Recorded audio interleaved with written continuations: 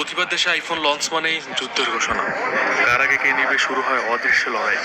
কিন্তু এবার দেশে লঞ্চের আগে একজন ব্লাকে ঢুকিয়ে এনেছে, অথচ সে জানেই না এবার সে কার ছায়ার সাথে লড়ছে।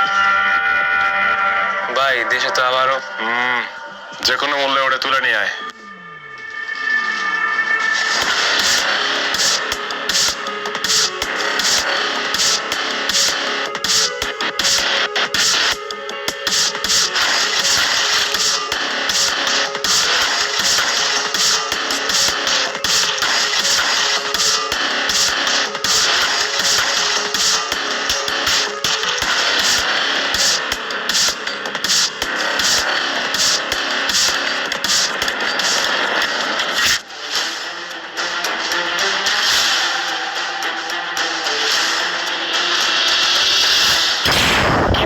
ঘুম ভাঙলো?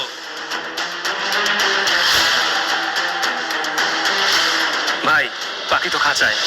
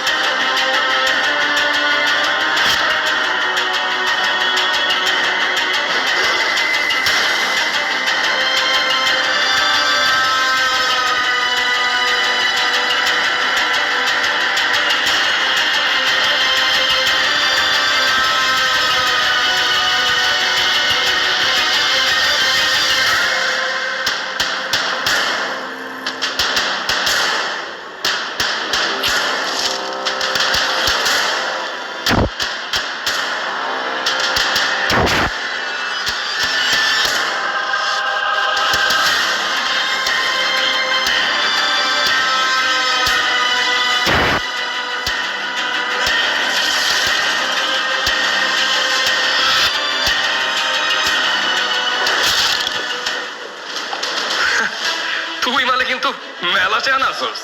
ভাই আমি কিছু করি নাই ভাই, আমাকে ছেড়ে দেন। আমি ফোনটা কিনে নিয়ে আসছি ভাই। সেটাই তো, তোর অনেক টাকা হয়েছে না রে? 2-এর মাল 6 আনস, আবার ফ্লেক্স নেস। আমি আগে নিছি। প্রতি বছর তোর দেশের মধ্যে গঞ্জাম লাগাস। তোরে আমি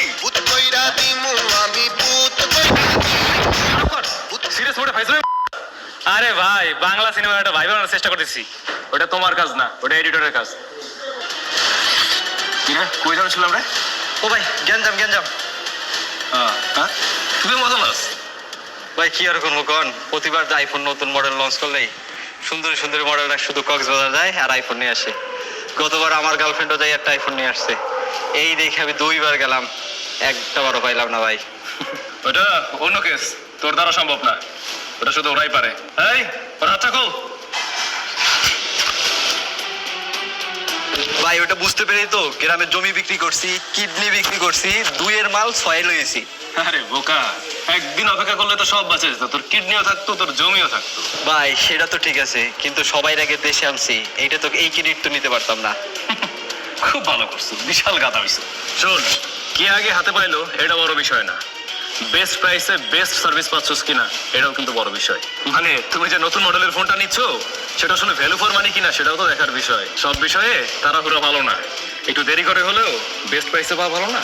ভাই সেটা অবশ্য ঠিক বলছেন ভাই, শপের টেলায় আমরা বিস্তারিত জানতেই চাই না।